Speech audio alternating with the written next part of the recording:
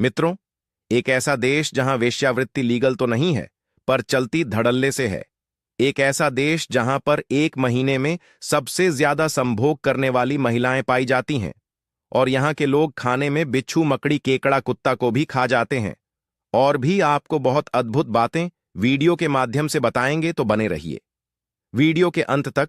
यह दुनिया के सबसे सस्ते देशों में से एक है। यही वजह है कि साल 2023 में यहां 4 लाख भारतीय और साल 2024 में यहां 5 लाख भारतीय केवल घूमने आए थे। यहां की चमक धमक और प्राकृतिक सुंदरता ऐसी है कि आप थाईलैंड जैसे देशों को भी भूल जाएंगे। इतना ही नहीं, अगर आप यहां अकेले घूमने जाते हो सिर्फ 3 दिनों के लिए, तो आपके केवल 15 से 20 हजार रुपए ही खर्च होंगे, जिसमें फ्लाइट, होटल, खाने पीने और घूमना सब कुछ आराम से हो जाएगा। अगर आप सब लिमिट में करेंगे, तो अगर आप यहां ज्यादा पैसा खर्च करेंगे तो ऐसी ऐसी सुविधाएं मिलेंगी जिसे आप अपने दोस्तों को बताते नहीं थकेंगे। यह है वियतनाम, दुनिया का सबसे सस्ता देश, प्राकृतिक दृश्यों से भरपूर। इस देश में कुछ जगह ऐसी भी हैं जहां आपको लगेगा कि यह वियतनाम नहीं बल्कि थाईलैंड हो। यहां पर होने वाला चावल पूरी दुनिया में एक्सपोर्ट किया जाता है। वियतनाम की खूबसूरत महिलाएं, जिनके काले लंबे मुलायम बाल और खुले विचार आने वाले टूरिस्टों को बहुत पसंद आते हैं। इस छोटे से देश ने अमेरिका जैसे देश को जंग में हरा रखा है। जानेंगे वियतनाम को गहराई और करीब से। यहां की मॉडर्न सिटी से लेकर खूबसूरत गांव और संस्कृति के बारे में। तो तैयार हो जाइए, अपने सीट की पेटी बांध लीजिए और आज हम निकल चलते हैं एशिया के सबसे खूबसूरत देशों में से, और यह दुनिया की सबसे कमजोर करेंसी में से एक है। भारत के केवल 0.33 पैसे यहां के 1 डोंग के बराबर हैं। यानी अगर 100 भारतीय रुपए वियतनामी डोंग में बदले जाएं तो वह 30,000 रुपए बन जाते हैं। आपको जानकर हैरानी होगी कि यहां की करेंसी का सबसे बड़ा जो बैंक नोट है वो 5 लाख डोंग का है। हमें भी रिसर्च के बाद ही पता चला कि 5 लाख का नोट भी हो सकता है। वियतनाम दुनिया के सबसे छोटे और सस्ते देशों की लिस्ट में आता है। जब भारत की करेंसी में इतना बड़ा फायदा वहां होता है, तो सोचिए डॉलर, यूरो और पाउंड इस्तेमाल करने वाले लोग तो वहां कुछ ही डॉलर्स में करोड़पति बन जाते होंगे। शायद यही वजह है बहुत सारे यूरोपीय टूरिस्ट यहां पर हर साल घूमने जाते हैं। और भारतीय भी। यहां आपको 30 रुपये में कॉफी, 20 रुपये में बियर और 100 से लेकर 300 रुपये में अच्छा खासा खाना खाने को मिल जाएगा। ये खूबसूरत देश साउथ ईस्ट एशिया में आता है। अगर हम नक्शे पर देखें तो इंडो चाइनीज पेनिनसुला इसके पश्चिम में है, जबकि कोस्ट लाइन साउथ चाइना सी से लगती है। उत्तर की दिशा में चाइना से इसका बॉर्डर टच करता है और पश्चिम की तरफ लाओस और कंबोडिया जैसे देश हैं। यह है देश का सबसे बड़ा शहर हो ची मिन सिटी, जो कि देश का आर्थिक केंद्र माना जाता है, जहां विदेशी लोगों को आप सड़कों पर देख सकते हैं। यह शहर पूरे देश में सबसे ज्यादा टूरिज्म से पैसा कमाता है।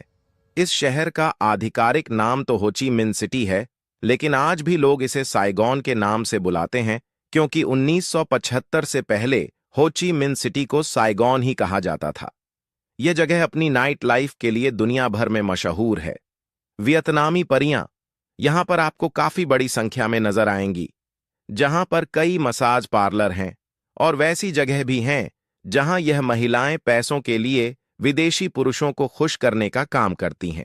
हालांकि यहां बहुत सावधान रहना पड़ता है, क्योंकि यहां ऐसी जगह पर काफी सारे स्कैम होते रहते हैं जिसमें पैसों का नुकसान उठाना पड़ सकता है। हालांकि सभी महिलाएं यहां धोखा नहीं देती, बहुत सी महिलाएं सच में खुश भी कर देती हैं। इसके साथ ही वियतनाम में पर्यटकों के भारी संख्या में आने का सबसे बड़ा कारण यहां पर होने वाली वेश्यावृत्ति भी है। वियतनाम में आज जिस्म फरोशी पर्यटकों के मनोरंजन का एक अहम हिस्सा बन गया है। सस्ती और बेहद सुविधा से लड़कियों की उपलब्धता के कारण ही आज वियतनाम भी बैंकॉक की तरह ही देह व्यापार का केंद्र बनता जा रहा है। हालांकि वियतनाम में देह व्यापार पूरी तरह से गैर कानूनी है, लेकिन यह बैन सिर्फ अंतर्राष्ट्रीय मानव अधिकार आयोग की आंखों में धूल झोंकने के लिए है। वियतनाम द्वारा देह व्यापार को बढ़ावा देने के कारण ही आज वियतनाम में जिस्म फरोशी का कारोबार $80 बिलियन से भी ज्यादा का है। यहाँ की सड़कों पर रात होते ही धंधा करने वाली लड़कियों का मेला सा लग जाता है, जो खुद ही आपको अपने साथ संबंध बनाने के लिए ऑफर करती हैं और रेट तय हो जाने पर वह आपके साथ कहीं भी जाने को तैयार हो जाती है। एक सर्वे के मुताबिक यहाँ पर देह धंधा करने वाली महिलाएं हर महीने लगभग 54 लोगों के साथ संबंध बनाती हैं। यहाँ पर देह धंधा दो तरह से होता है, एक अकेले और दूसरा ग्रुप में। दोस्तों, आपको जानकर हैरानी होगी कि यहाँ पर लड़कियां घंटे और दिनों के साथ साथ महीने और साल के हिसाब से भी किराए पर मिलती हैं। यहाँ के हेयर सैलून, मसाज पार्लर, बार और क्लब धंधे के मुख्य अड्डे हैं। यहाँ पर सफेद पोश कामों के पीछे देह धंधे का धंधा धड़ल्ले से चल रहा है। दोस्तों, यहाँ पर धंधा करने वाली लड़कियां इतनी प्रोफेशनल होती हैं कि इनके पास अपने बढ़ने का कारण वहां की लड़कियों की देह की भूख से ज्यादा पेट की भूख है। क्योंकि वियतनाम के शहरी क्षेत्रों में तो रोजगार की उपलब्धता है, लेकिन ग्रामीण क्षेत्रों की कम पढ़ी लिखी लड़कियों के लिए रोजगार के बेहद सीमित अवसर हैं। तभी तो परिवार और जीवन को चलाने के लिए कोई सही विकल्प न मिलने के कारण ही ज्यादातर लड़कियां मजबूरी में इस काम को अपना लेती हैं। इसलिए इनके प्रति घृणा का भाव बिल्कुल नहीं होना चाहिए। बस आपको पैसे खर्च करने पड़ेंगे सड़क से नजर उठाकर। अगर आप इस इमारत को देखेंगे तो आपको लगेगा कि आप कहीं बुर्ज खलीफा तो नहीं देख रहे, लेकिन यह बुर्ज खलीफा नहीं है। यह है देश की राजधानी हनोई शहर, जो कि वियतनाम का पुराना और सांस्कृतिक केंद्र भी है। इस शहर का इतिहास आज से 1000 साल पुराना है। हनोई का नाम एक समय पर थोंग लोंग हुआ करता था और 1010 में यह शहर वियतनाम की राजधानी बना था। यहाँ की संस्कृति बहुत ज्यादा अलग है, जहाँ पुराने जमाने की इमारतों के साथ कुछ मॉडर्न बिल्डिंग्स और मॉल्स भी देखने को मिलते हैं। यहाँ पर बौद्ध टेम्पल और फ्रेंच कॉलोनीज के हिस्से आज भी हैं। वियतनाम में बाहरी लोगों को एक जो सबसे बड़ी परेशानी उठानी पड़ती है वह है यहाँ की भाषा, क्योंकि यहाँ के लोगों को इंग्लिश ना के बराबर आती है। यहाँ तक कि एयरपोर्ट जैसे इंटरनेशनल जगहों पर भी जो यहाँ का काम संभालने वाला स्टाफ होता है, उन्हें भी इंग्लिश नहीं आती, जिस वजह से जो टूरिस्ट यहाँ पर आते हैं उन्हें भाषा को लेकर काफी दिक्कत का सामना करना पड़ता है। ज्यादातर लोग फिर गूगल ट्रांसलेटर का इस्तेमाल करते हैं।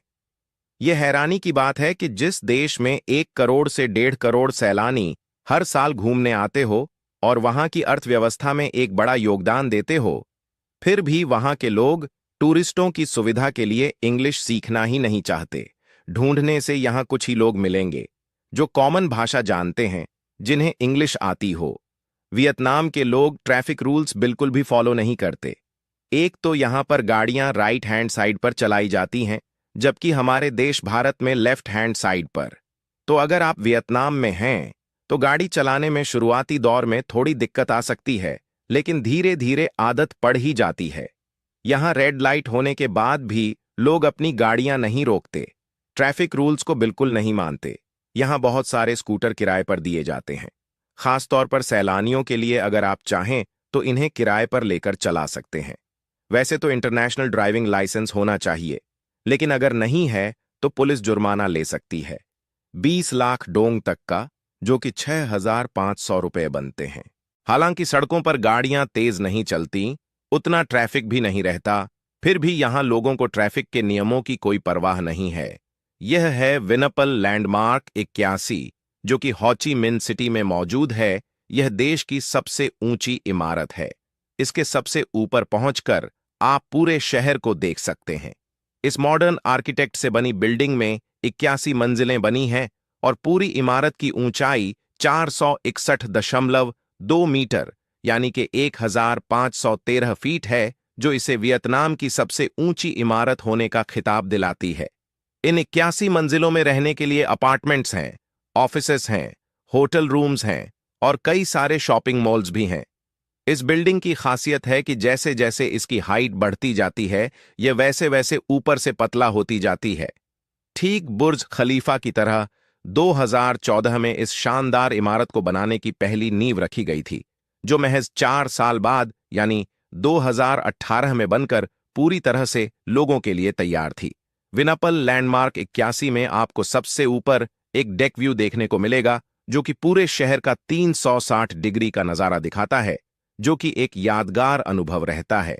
यहां तक पहुंचने के लिए आम लोगों को और टूरिस्टों को टिकट खरीदना पड़ता है। एक व्यक्ति की व्यू डेक की टिकट 1 लाख डोंग से लेकर 2 लाख डोंग के बीच होती है, यानी कि 500 से लेकर 700 रुपये के बीच। सीजन के हिसाब से इन टिकटों का प्राइस बदल सकता है। अगर हम इस सुंदर से देश के क्षेत्रफल की बात करें तो यह देश 3,31,690 स्क्वायर किलोमीटर के क्षेत्रफल में फैला हुआ है, जो कि क्षेत्रफल के लिहाज से दुनिया का 66वां बड़ा देश बनता है, जबकि साउथ ईस्ट एशिया का छठा सबसे बड़ा देश। यहां पर 10 करोड़ के आसपास लोग रहते हैं, जिसमें से 49% पुरुष हैं, जबकि 51% महिलाएं हैं। यहां पर भी लोग शादी और बच्चे कम कर रहे हैं, जिससे युवा पीढ़ी घटती जा रही है और बूढ़े लोगों की आबादी बढ़ रही है। यह देश की एक समस्या है, जबकि जो आबादी पहले गांव में बसा करती थी, वह भी अब वियतनाम के बड़े शहरों में, आधुनिक शहरों में बसते जा रहे हैं, जैसे कि हनोई में, हो ची मिन सिटी में, दनांग में और फोंग में। यहाँ के लोग थोड़ा अलग तरह का खाना पसंद करते हैं। वियतनाम की नेशनल डिश फोग, जो कि एक सूप है, यह सूप चावल, हरी पत्तेदार सब्जियों, जड़ी बूटियों और मीट डालकर तैयार किया जाता है। इसके अलावा यहाँ के लोगों को डोनट्स खाना पसंद है, लेकिन यह अपने डोनट्स अपनी तरह से तैयार करते हैं। इन्हें बनाने के लिए मैदे और चावल को चीनी के साथ एक बॉल का रूप दिया जाता है और फिर उसे डीप फ्राई करते हैं। यह यहाँ की सबसे फेमस स्ट्रीट मिठाइयों में से एक है। यह तो नॉर्मल खाना था। इसके अलावा यहाँ पर बहुत से अजीब मार्केट हैं, जिनमें बड़ी बड़ी छिपकलियां बिकती हैं। यहाँ के लोग इन्हें बहुत चाव से बनाकर खाते हैं। इसके अलावा मेंढक, घोंघे, सीप और दूसरे छोटे मोटे जीव भी यहाँ पर लोगों को खाना काफी पसंद है। ये यहाँ की संस्कृति का एक हिस्सा है और यह सारी चीजें यहाँ पर लोग सदियों से खाते आ रहे हैं। कॉफी जो पूरी दुनिया में पी जाती है, उसका दूसरा सबसे बड़ा प्रोड्यूसर वियतनाम ही है। कॉफी की खेती यहाँ की संस्कृति में शामिल है और अर्थव्यवस्था में अपना अहम योगदान देती है। पहले नंबर पर कॉफी उगाने के मामले में ब्राजील देश आता है और फिर दूसरे नंबर पर वियतनाम। यहां से पूरी दुनिया में कॉफी को एक्सपोर्ट किया जाता है। यहां पर कई तरह की कॉफी मिलती है, जिसमें ice coffee, cold coffee, hot coffee और एक कॉफी, ना जाने कितनी ही तरह की कॉफियां मिलती हैं, वह भी बहुत ही कम प्राइस में। आइए अब चलते हैं शहरों की चकाचौंध से दूर वियतनाम के गांव को देखने। यह है सापा, जो कि लाओ कोई प्रोविंस में आता है। यह वियतनाम का एक प्रसिद्ध हिल स्टेशन है। यह जगह अपनी अद्भुत पहाड़ों, चावल के खेतों और जनजाति के लिए जानी जाती है। इस जगह पर हम टाई और डाउ जनजाति के लोग रहते हैं। यहाँ पर जो भी बाजार लगता है, उसमें ज्यादातर चीजें हाथ से बनाकर बेची जाती हैं। धुंध से गिरे पहाड़, ठंडी हवा प्राकृतिक सुंदरता को बयां करती है। जमीन से ऊपर उठे घर, जिन्हें पिलर के ऊपर बनाया गया है, गांव की सुंदरता को और ज्यादा बढ़ा देते हैं। यहां पर चावल की खेती और शांति महसूस करने वाले प्रकृति प्रेमी हर साल पहुंचते हैं। गांव के लोगों का जीवन चावल की खेती पर निर्भर है और ये लोग चावल उगाने में काफी माहिर होते हैं। यहां पर चावल की एक से बढ़कर एक किस्में मिलती है। अब हम पहुंच चुके हैं वियतनाम के एक और सुंदर गांव में, जिसका नाम है होइयन, जो कि क्वांग नाम प्रोविंस में आता है। यह न सिर्फ बहुत ही सुंदर गांव है, बल्कि यूनेस्को की वर्ल्ड हेरिटेज साइट्स में भी शामिल किया जा चुका है, क्योंकि ये एक प्राचीन गांव है। यहाँ की गलियां बहुत ही कलरफुल हैं, जिसमें ज्यादातर घरों को पीले रंग से पेंट किया गया है। पुराने तरीके से बने घर और फेमस लैंटर्स को देखने हर साल यहाँ पर हजारों टूरिस्ट आते हैं। गांव में सड़क किनारे बाजार लगता है, जिसमें ताजे फल, सब्जियां, बर्तन, दूसरी रोजमर्रा की चीजें बिकती हैं। यहाँ के ज्यादातर लोग अपनी परंपरा के अनुसार वियतनाम के लोगों की पहचान, यानी कि एक कोन जैसी दिखने वाली टोपी सर पर पहनते हैं। पूरी मार्केट को ज्यादातर महिलाएं ही चलाती हैं। यहाँ का माहौल एकदम शांत है। लोगों के कपड़ों में एक खास बात नोटिस करी जा सकती है कि यह लोग पजामा पहनते हैं, जो काफी ढीले ढाले होते हैं, और ऐसा पहनावा न सिर्फ होइयन गांव में देखने को मिलता है, बल्कि पूरे वियतनाम के लोग ढीले और खुले पजामे पहनना ही पसंद करते हैं। बहुत ही कम लोग यहां पर ऐसे देखने को मिलेंगे जिन्होंने चुस्त कपड़े पहने हो। दोस्तों, अब हम पहुंच चुके हैं फोंगना केव की तरफ, जो कि वियतनाम के क्वान बिन प्रोविंस में आती है। यहाँ के नाम बहुत अजीब हैं। अगर थोड़े गलत या इधर उधर हम बोल दें तो उसे आप गलत मत समझना। यह जगह बहुत ही सुंदर है, जहां केवल बोट से सफर करके ही पहुंचा जा सकता है। गुफा तक पहुंचने के लिए पहले टिकट खरीदना जरूरी है, जिसकी कीमत 500 रुपये के आसपास है। यहां और दूसरी गुफाओं को देखने के लिए अलग से टिकट खरीदने पड़ते हैं, जिनकी अलग अलग प्राइस होते हैं। ये पूरी जगह असल में एक नेशनल पार्क है, जो कि दुनिया की सबसे लंबी गुफा का नेटवर्क है। सोन डोंग केव यहां पर सबसे ज्यादा फेमस है। नदी के किनारे फैले हरे भरे पेड़, ऊपर पहाड़, यहां तक पहुंचने के सफर को बहुत ही मजेदार और सुंदर बना देते हैं। यहां की गुफाओं का नजारा इतना अनोखा है कि इन्हें शब्दों में बयान नहीं किया जा सकता। गुफा में आपको हमेशा चमगादड़ों की आवाज सुनने को मिलेगी। एक बात और ध्यान देने वाली है, जिस बोर्ड से लोग यहां पर आते हैं उसे एक महिला चलाती है। मतलब यहां महिलाएं हर काम को करती हैं, शायद पुरुषों से भी ज्यादा। इस पूरी जगह को 2003 में यूनेस्को ने अपनी वर्ल्ड हेरिटेज साइट्स में जगह दी थी। आपको जानकर हैरानी होगी कि यह गुफा 4 करोड़ साल पुरानी बताई जाती है। यह शानदार आकृति लाखों सालों में खुद ब खुद बनकर तैयार हुई हैं, जिनमें कुछ जमीन से ऊपर उठी हैं तो कुछ हवा में झूल रही हैं।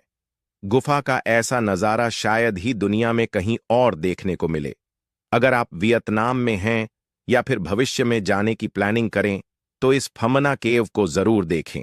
वियतनामी भाषा में फोंग का मतलब होता है हवा और ना का मतलब होता है दांत। यह है राजधानी होई में मौजूद वन पिलर पगोड़ा, जिसे वियतनामीज भाषा में चूहा मौत कॉट कहते हैं। यह एक प्रसिद्ध बौद्ध मंदिर है। यह टेम्पल अपने खास डिजाइन के लिए दुनिया भर में जाना जाता है। इसकी खासियत है कि यह पूरा टेम्पल केवल एक पिलर पर खड़ा है। यह जगह वियतनाम की संस्कृति और परंपराओं का घर है। इस खूबसूरत टेम्पल को आज से 1000 साल पहले यानी कि 1049 में लाई थाई थोंग राजा ने बनवाया था। दरअसल उन्होंने सपना देखा था। उन्होंने फूलों से भरा हुआ एक कमल का फूल अपने सपने में देखा था, जो कि एक डाली पर खिला हुआ था। यह सपना अक्सर राजा को आया करता था, जिससे वह और ज्यादा धार्मिक और आध्यात्मिक होने लगे। और फिर उन्होंने फैसला किया कि वह अपने सपनों में आने वाले उस बौद्ध टेम्पल को हकीकत में बनवाएंगे।